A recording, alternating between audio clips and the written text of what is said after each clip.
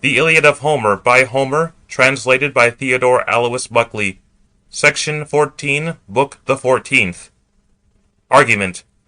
Agamemnon and the other wounded chiefs visit the battle with Nestor. Juno, having borrowed the cestus of Venus, first obtains the assistance of sleep, and then hastens to Ida to inveigle Jove. She prevails, Jove sleeps, and Neptune seizes the opportunity to aid the Trojans. But the shouting did not entirely escape the notice of Nestor, although drinking, but he addressed winged words to the son of Aesculapius. "Consider, noble Machaon, how well these things will be. Greater certainly grows the shouting of the blooming youths at the ships. But sitting here at present, drink indeed the dark wine, until fair-haired Hecamede has warmed the tepid baths, and washed away the bloody gore, whilst I, going with speed to a watch-tower, will gain information." So saying, he took the well-made shield of his own son, horse-breaking Thrasymedes, which was lying in the tent, all shining with brass, for he had the shield of his sire, and seized a strong spear, pointed with sharp brass, and stood without the tent, and soon beheld an unseemly deed. These the Greeks in confusion, and those the haughty Trojans routing them in the rear. But the wall of the Greeks had fallen. And as when the vast deep blackens with a noiseless wave, foreboding with no effect the rapid courses of the shrill blasts, nor yet is it rolled, forwards or backwards, before some decisive blast comes down from Jove, so meditated the old man, distracted in his mind, between two opinions, whether he should go amongst the throng of fleet-horsed Greeks, or to Agamemnon, the son of Atreus, shepherd of the people. But to him thus reflecting, it appeared better to go in quest of the son of Atreus. Meanwhile they kept slaughtering each other, contending, and the solid brass around their bodies rang, as they were stricken with the swords and two-edged spears. But the Jove-cherished kings, coming up from the vessels, met Nestor, as many as had been wounded with the brass, Tydides, and Ulysses, and Agamemnon, the son of Atreus. Their ships indeed were drawn up upon the shore of the hoary deep, very far away from the battle, for they had drawn the first as far as the plain, and had built a wall at their sterns. For broad as it was, the shore was by no means able to contain their vessels, and the people were crowded. Wherefore they drew them up in rows one behind the other, and filled the wide mouth of the whole shore, as much as a promontories enclosed. There then were they walking together, leaning upon the spear, in order to behold the tumult and the battle, and the heart in their bosoms was grieved. But aged Nestor met them, and terrified the souls in the breasts of the Greeks, whom first King Agamemnon addressing said, "O Nelean Nestor, great glory of the Greeks, why, leaving the man-destroying battle, comest thou hither? Truly I fear lest impetuous Hector make good his speech, as once he threatened, haranguing among the Trojans, that he would not return to Ilium from the ships, before that he had burned the ships with fire, and slain us also. Thus indeed he harangued, and now are all things fulfilling. Ye gods, surely the other well-grieved Greeks, as well as Achilles, store up wrath against me in their minds, nor are they willing to fight at the sterns of the ships." But him the Gerenian knight Nestor then answered, "Assuredly these things are in active accomplishment, nor could even lofty thundering Jove himself contrive them otherwise. For the wall in which we trusted that it would be an impregnable defence to the ships and to ourselves has now fallen, but they are sustaining an obstinate contest at the swift ships. Nor couldst thou any longer distinguish, though examining particularly, on which side the Greeks confounded or routed. So promiscuously are they slain, whilst the shout reaches heaven. Let us, however, deliberate how these things will be, if counsel avail anything. Although I advise not that we enter the battle, for it is by no means proper that a wounded man should fight." But him then answered Agamemnon, king of men, "Nestor, since they are combating at the sterns of the ships, and the constructed rampart avails not, nor the ditch, at which the Greeks suffered much, and hoped in their minds that it would be an impregnable defence to the ships and to themselves, surely it will be agreeable to all-powerful Jove that the Greeks perish there, inglorious, far away from Argos. For I was conscious when he unwillingly gave assistance to the Greeks, and I know now that he honours those, the Trojans, equally with the happy gods, but hath fettered our courage and our hands. But come, let us all obey, as I shall advise. Let us draw down the ships, as many as are drawn up first near the sea, and launch them all into the vast ocean. Let us moor them at the anchor in the deep, till mortal-deceiving night arrive, if even then the Trojans may abstain from battle, and then we may perhaps draw down all the vessels. For there is no disgrace in flying from evil, not even during the night. It is better for a flying man to escape from evil than to be taken. But him sternly regarding, wise Ulysses then addressed, Son of Atreus, what speech hath escaped thy lips? Lost man! Thou shouldst command some worthless army, and not rule over us, to whom Jove hath granted, from youth even unto old age, to accomplish toilsome wars, until we each of us shall perish. Dost thou then desire thus to leave wide-wayed Troy, on account of which we have endured so many woes? Be silent, lest some other of the Greeks hear a speech which a man ought not to have brought through his mouth, whosoever understands in his mind how to speak prudent things, who is a sceptre-bearer, and whom so many people obey, as many as thou dost govern among the Greeks. For now do I reprobate thy judgment in what thou hast said, who commandest us, whilst the war and battle are waged, to draw down the well-benched ships to the sea, in order that the wishes of the Trojans may be still better fulfilled, victorious though they be, and dire destruction fall upon us. For the Greeks will not maintain the fight whilst the ships are being dragged to the sea, but will look back, and retire from the combat. Then will thy counsel be injurious, O leader of the people. But him Agamemnon, the king of men, then answered, Much, O Ulysses, hast thou touched me to the soul with thy severe reproof. Yet I commanded not the sons of the Greeks against their will to draw the well-benched ships down to the sea. But now would that there were one, either young or old, who would deliver an opinion better than this. It would be to my joy. But among them Diomede, valiant in the din of battle, also spoke, The man is near, we need not seek far, if indeed ye are willing to be persuaded. And do not find fault each through wrath, because I am by birth the youngest among you, for I boast that my race is from a noble sire, Tydeus, whom the heaped-up earth covers at Thebes. For to Portheus were born 3 distinguished sons, and they dwelt in Pleuron and lofty Calydon, Agrius and Malus. But the third was the knight Oeneus, the father of my father, who was conspicuous among them for valour. He indeed remained there, but my father as an exile dwelt at Argos, for so Jove willed, and the other gods. But he married one of the daughters of Adrastus, and he inhabited a mansion opulent in resources, and corn-bearing fields were his in abundance. And there were many rows of plants around him, numerous were his herds, and he surpassed the Greeks in the use of the spear. But these things ye ought to know, since it is a truth. Do not, therefore, dispute the opinion freely delivered, which I give advisedly, deeming that I am base by birth and unwarlike. Come, then, let us go to battle, wounded as we are, from necessity. There, then, let us ourselves approach the combat out of the reach of weapons, lest any one receive wound upon wound. And encouraging others, we will urge them on, who hitherto gratifying their souls have stood apart, nor fought. Thus he spoke, and to him they all listened readily, and obeyed. Wherefore they hastened to advance, and the king of men Agamemnon led them. Nor did the illustrious earth-shaker keep a negligent lookout, but he went amongst them like unto an aged man, and he caught the right hand of Agamemnon, the son of Atreus, and addressing him, spoke winged words. Son of Atreus, now perchance the revengeful heart of Achilles rejoices in his breast, beholding the slaughter and rout of the Greeks, since there is no feeling in him, not even a little. May he, however, thus perish, and may a god cover him with disgrace. But with thee the blessed gods are not yet altogether enraged, but again the leaders and chiefs of the Trojans will perchance raise the dust upon the wide plain, and thou wilt behold them, flying towards the city from the ships and the tents. So saying, he shouted aloud, rushing over the plain, as loud as 9 or 10,000 men shout, beginning the contest of Mars. So loud a cry did King Neptune send forth from his breast, and he cast great resolution into every heart among the Greeks, to war and to fight incessantly. But golden-throned Juno, standing, looked down with her eyes from the summit of Olympus, and immediately recognized her own brother, who was also her brother-in-law, exerting himself through the glorious battle, and she rejoiced in her mind. She also beheld Jove sitting upon the highest top of many-rilled Ida, and he was hateful to her soul. Then the venerable large-eyed Juno next anxiously considered how she could beguile the mind of age-sparing Jove.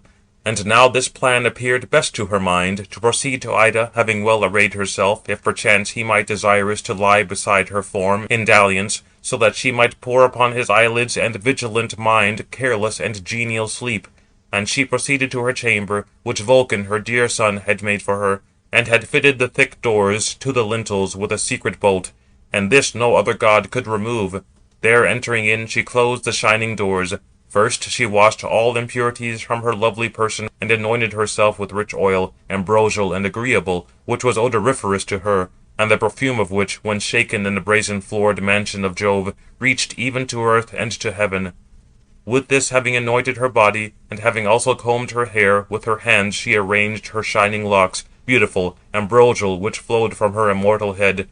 Next she threw around her an ambrosial robe, which Minerva had wrought for her in needlework, and had embroidered much varied work upon it, and she fastened it upon her breast with golden clasps. Then she girded herself with a zone, adorned with 100 fringes, and in her well-perforated ears placed her triple-gemmed elaborate earrings, and much grace shone from her. From above she, divine of goddesses, covered herself with a veil, beautiful, newly wrought, and it was bright as the sun. And beneath her shining feet she fastened her beautiful sandals. But when she had arranged all her ornaments around her person, she proceeded straight from her chamber, and having called Venus apart from the other gods, addressed her in speech. "Wilt thou now be at all obedient to me, dear child, in what I shall say? Or wilt thou refuse, enraged in thy mind on this account, because I aid the Greeks whilst thou aidest the Trojans?" But her, Venus, the daughter of Jove, then answered, "Juno, venerable goddess, daughter of mighty Saturn, declare whatsoever thou dost meditate, for my mind urges me to accomplish it, if indeed I can accomplish it, and if it be practicable."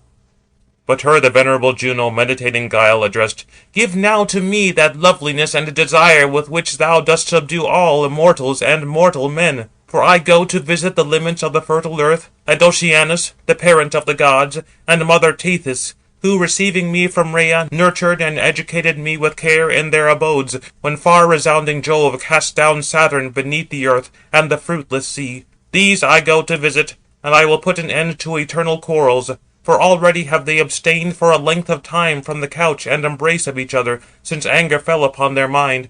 But if, by persuading their hearts by my words, I should lead them back to the bed, to be united in love, then should I always be called by them beloved and revered." But her, laughter-loving Venus in turn addressed, "It is not possible, nor becoming to refuse thy request, for thou reclinest in the arms of mightiest Jove. Take this, now place in thy bosom this variegated belt, in which all things are contained, and I think that thou wilt not return with thy object unaccomplished, whatsoever thou desirest in thy mind." Thus she spake, and the large-eyed, venerable Juno smiled, and smiling, then placed it in her bosom. But Venus, the daughter of Jove, departed to the palace, and Juno, hastening, quitted the summit of Olympus, and having passed over Pieria and fertile Emathia, she hastened over the snowy mountains of the equestrian Thrace, most lofty summits, nor did she touch the ground with her feet. From Athos she descended to the foaming deep, and came to Lemnos, the city of divine Thoas, where she met Sleep, the brother of Death, to whose hand she then clung, and spoke, and addressed him. "O Sleep, king of all gods and all men, if ever indeed thou didst listen to my entreaty, now too be persuaded, and I will acknowledge gratitude to thee all my days. Close immediately in sleep for me the bright eyes of Jove under his eyelids, after I couch with him in love, and I will give thee as gifts a handsome golden throne, forever incorruptible, and my limping son Vulcan adorning it shall make it, and below thy feet he shall place a footstool, upon which thou mayest rest thy shining feet while feasting." But her, sweet Sleep answering addressed, "Juno, venerable goddess, daughter of great Saturn, any other of the everlasting gods could I easily lull to sleep, and even the flowing of rapid ocean, who is the parent of all. But I could not approach Saturnian Jove, nor lull him to sleep, unless at least he himself command me. For once already at least has he terrified me by his threats, on that day when the magnanimous son of Jove, Hercules, sailed from Ilium, having sacked the city of the Trojans. Then I lulled the mind of aegis-bearing Jove, being poured gently around him, whilst thou wast planning evils in thy mind against the hero, rousing the blasts of bitter winds over the deep, and thou didst afterwards carry him away apart from all his friends to well-inhabited coasts.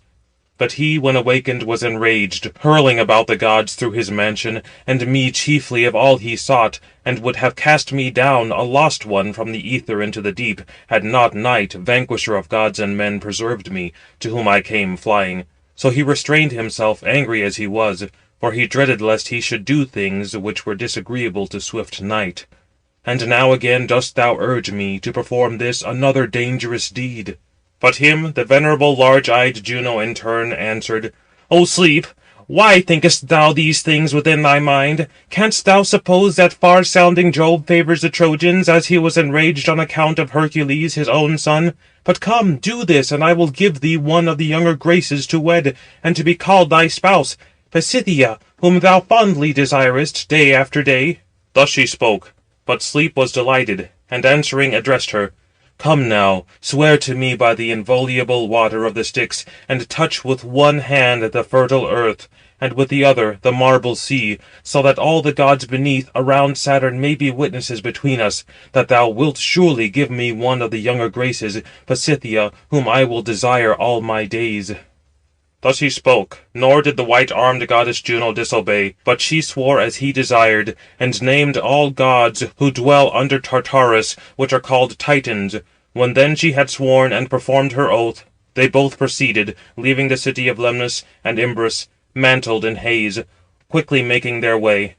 And they came to Ida of many rills, the mother of wild beasts, to Lectus, where first they quitted the sea. But they both advanced over the land, and the summit of the wood was shaken beneath their feet. There Sleep on his part remained, before the eyes of Jove should perceive him, ascending a lofty fir, which then growing the highest upon Ida, sprung up through the air to the clouds. There he sat, thickly covered with the fir branches, like unto a shrill bird, which, living in the mountains, the gods call Chalcis, and men Cymindis. But Juno proceeded hastily to Gargarus, the summit of lofty Ida, and cloud-compelling Jove beheld her. But the instant he beheld her, that instant desire entirely shadowed around his august mind, just as when they first were united in love, retiring to the bed, without the knowledge of their dear parents. And he stood before her, and spoke, and addressed her. "Wherefore, hastening from Olympus, Juno, comest thou hither? But thy horses and chariot are not near, which thou mayest ascend." But him the venerable Juno, meditating guiles, addressed. "I go to visit the limits of the fertile earth, and Oceanus, the parent of the gods, and mother Tethys, who nurtured and trained me with care in their palaces. Them I go to see, and will take away their bitter quarrels. For already they abstain a long while from the couch and embrace of each other, since anger has invaded their minds. But my steeds, which will bear me over dry and wet, stand near the base of Ida with many rills. Now, however, on thy account have I come hither from Olympus, lest perchance thou shouldst afterwards be angry with me, were I to depart in secret to the abode of deep-flowing Oceanus." But her cloud-collecting Jove answering addressed. "Juno, thither thou canst go even by and by, but come now, let us reclining be delighted with love, for never at any time did the love of a goddess or a woman poured around the heart within thy breast so subdue me. Neither when I loved the wife of Ixion, who bore Pirithous, a counsellor equal to the gods, nor when I loved fair-ankled Danae, the daughter of Acrisius, who bore Perseus, the most illustrious of all men, nor when with that of the celebrated daughter of Phoenix, who bore me to Minos, and godlike Rhadamanthus, nor yet when I loved Semele, nor Alcmena in Thebes, who brought forth my valiant son Hercules. But Semele bore me, Bacchus, a joy to mortals, nor when I loved Ceres, the fair-haired queen, nor when glorious Latona, nor thyself, as I now love thee, and sweet desire seizes me." But him venerable Juno, meditating guiles, addressed. "Most shameless son of Saturn, what word hast thou spoken? If now thou desire to recline in love upon the summit of Ida, where all places are exposed, how will it be if any of the immortal gods should perceive us sleeping, and going amongst all the gods disclose it? I, for my part, could never return to thy mansion, arising from the couch, for surely it would be unbecoming. But if in truth thou desirest it, and it be agreeable to thy soul, there is a chamber of thine which Vulcan, thy beloved son, formed for thee, and fitted its secure doors to its lintels. Thither let us repair, about to recline, since an embrace is indeed thy desire." But her cloud-collecting Jove answering addressed. "Fear not, O Juno, that any of either gods or men shall behold this. Such a golden cloud will I spread around, that not even the sun may see us through it, although his eye is very keen to behold." Thus he spake, and the son of Saturn encircled his wife in his arms, and the divine earth produced fresh herbage under them, the dewy lotus, and the crocus, and the hyacinth close and soft, which elevated them from the earth. Upon this couch they reclined, and clothed themselves above with a beautiful cloud, and lucid dewdrops fell from it. Thus quietly slumbered the sire upon the summit of Gargarus, subdued by sleep and love, and held his spouse in his arms. But sweet sleep hastened to run to the ships of the Greeks, that he might deliver a message to Neptune, the shaker of the earth. And standing near, he addressed to him winged words: "Now, Neptune, heartily give aid to the Greeks, and bestow glory upon them, at least for a little while, whilst yet Jove sleeps, since I have enveloped him in a veil of soft slumber, and Juno hath deceived him, that he might sleep in love." So saying, he indeed departed to the illustrious tribes of men, but he still more impelled Neptune to assist the Greeks, and immediately springing forward far into the van, he exhorted them: "O Greeks, yet again do we yield the victory to Hector, the son of Priam, that he may seize the ships and bear away glory? For so indeed he supposes and boasts, because Achilles remains at the hollow ships, enraged at heart. However, there would not be a great need of him if the rest of us were incited to assist one another. But come, let us all obey as I shall advise. Let us, clad with shields, as many as are best and greatest in the army, who are covered as to our heads with glittering helmets, and hold the longest spears in our hands, advance, and I will lead the way. Nor do I think that Hector, the son of Priam, will await us, though very eager. Whatsoever man also is obstinate in the fight, and bears but a small shield upon his shoulder, let him give it to an inferior man, and let him clothe himself in a larger shield." Thus he spoke, but they listened to him readily, and obeyed. The kings themselves, Tydides, Ulysses, and Agamemnon, son of Atreus, marshalled the troops, wounded as they were, and going about them all, exchanged their martial arms. The brave soldier put on the good armour, and the worse they gave to the inferior man. But when they had girded the splendid brass around their bodies, they began to advance, and earth-shaking Neptune led them on, grasping in his firm hand a dreadful tapering sword, like unto a thunderbolt, with which sword it is not possible to engage in destructive battle, for the fear of it restrains men. On the other side again, illustrious Hector drew up the Trojans. Then truly azure-haired Neptune and illustrious Hector drew forth the severest struggle of war, the one indeed aiding the Trojans, and the other the Greeks. But the sea was dashed up to the tents and ships of the Greeks, and they engaged with a mighty shout. Not so loudly does the billow of the ocean roar against the main land, when driven from the deep by the rough blast of Boreas, nor so great is the crackling of blazing fire in the glens of a mountain, when it is raised aloft to consume the wood, nor so loud howls the wind amidst the high-foliaged oaks, which in particular loudly roars in its wrath, as was the cry of the Trojans and Greeks shouting dreadfully, when they rushed one upon the other. At Ajax illustrious Hector first took aim with his spear, as he was turned right against him, nor did he miss. He struck him where the two belts were crossed upon his breast, both that of the shield and that of the silver-studded sword, for these protected the tender skin. But Hector was enraged because his swift weapon had fled from his hand in vain, and he retired back into the crowd of his companions, shunning death.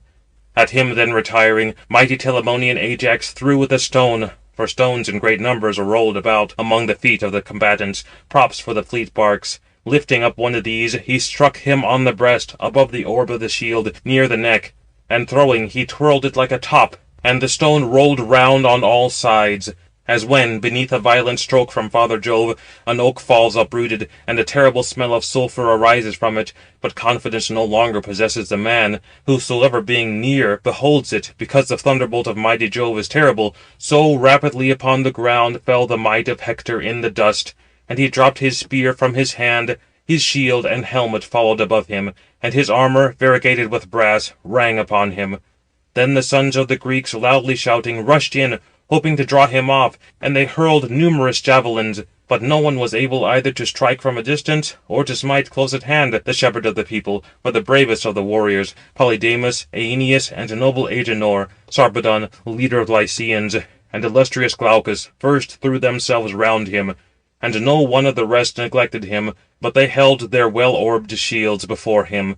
But his companions, upraising him in their hands, bore him out of the conflict, till they reached his fleet horses, which stood for him in rear of the combat and the war, holding both the charioteer and the variegated car, which then carried him towards the city, groaning heavily. But when now they came to the ford of the rapid-flowing current of eddying Xanthus, whom immortal Jove begat, where they removed him from his car to the ground, and poured water over him, but he breathed again, and looked up with his eyes, and sitting upon his knees disgorged black blood. Again he fell back upon the ground, and dark night overshadowed his eyes, but the blow still subdued his spirits. But when the Greeks saw Hector going apart, they pressed the more on the Trojans, and were mindful of contest. Then swift Oilean Ajax before others, leaping forward with his fir-tree spear, wounded Satnius, son of Enops, whom a Naiad, the fairest nymph, bore to Enops, when keeping his flocks by the bank of Satnio. Him the spear-renowned son of Oileus, drawing near, wounded in the flank. But he fell supine, and round him the Trojans and Greeks engaged in a valiant battle. But to him spear-brandishing Polydamas, son of Panthus, came as an avenger, and smote Prothoenor, son of Arelochus, upon the right shoulder. The tough spear passed on through his shoulder, but falling in the dust, he grasped the earth with his hand. And Polydamas boasted mightily over him, shouting aloud, "I do not think, indeed, that the weapon hath fled vainly from the sturdy hand of the magnanimous son of Panthus, but some one of the Greeks has received it in his body. And I think that he, leaning upon it, will descend to the mansion of Pluto." Thus he spoke. But grief arose among the Greeks at his boasting, and particularly agitated the mind of warlike Ajax, the son of Telamon, for he had fallen very near him. And he immediately hurled with his shining spear at him departing. Polydamas himself indeed avoided black fate, springing off obliquely, but Archilochus, son of Antenor, received the blow, for to him the gods had doomed destruction. Him then he struck upon the last vertebra, in the joining of the head and neck. And he disjoined both tendons, but the head, the mouth, and the nostrils of him falling, met the ground much sooner than his legs and knees. Then Ajax in turn cried out to blameless Polydamas, "Reflect, O Polydamas, and tell me the truth. Is not this man worthy to be slain in exchange of Prothoenor? He appears not to me indeed a coward, nor sprung from cowards, but to be the brother or the son of horse-breaking Antenor, for he seems most like him as to his race." Thus he spoke, well knowing him, but grief possessed the minds of the Trojans. Then Acamas, stalking round his brother, wounded with his spear Promachus, the Boeotian, whilst he was dragging him off by the feet. But over him Acamas greatly boasted, calling aloud, "Ye Argive archers, insatiable in threats, assuredly not to us alone will toil and sorrow accrue, but thus thou wilt at some time be slain. Consider how your Promachus sleeps, subdued by my spear, that a requital for my brother might not be long unpaid. Therefore should a man wish a brother to be left in his family, as an avenger of his death." Thus he spoke, but grief arose among the Greeks as he boasted, and he particularly agitated the mind of warlike Peneleus. Accordingly he rushed upon Acamas, who awaited not the charge of King Peneleus, but he wounded Ilioneus, son of Phorbas, rich in flocks, whom Mercury loved most of all the Trojans, and had presented with possessions, and to whom his mother bore Ilioneus alone. Him then he wounded below the brow, in the socket of the eye, and he forced out the pupil. But the spear went forward through the eye and through the back of the head, and he sat down, stretching out both his hands. But Peneleus, drawing his sharp sword, smote him upon the middle of the neck, and lopped off his head with his helmet to the ground, and the strong spear still remained in his eye. But Peneleus, holding it up like a poppy, shouted to the Trojans, and boasting spoke thus: "Tell for me, ye Trojans, the beloved father and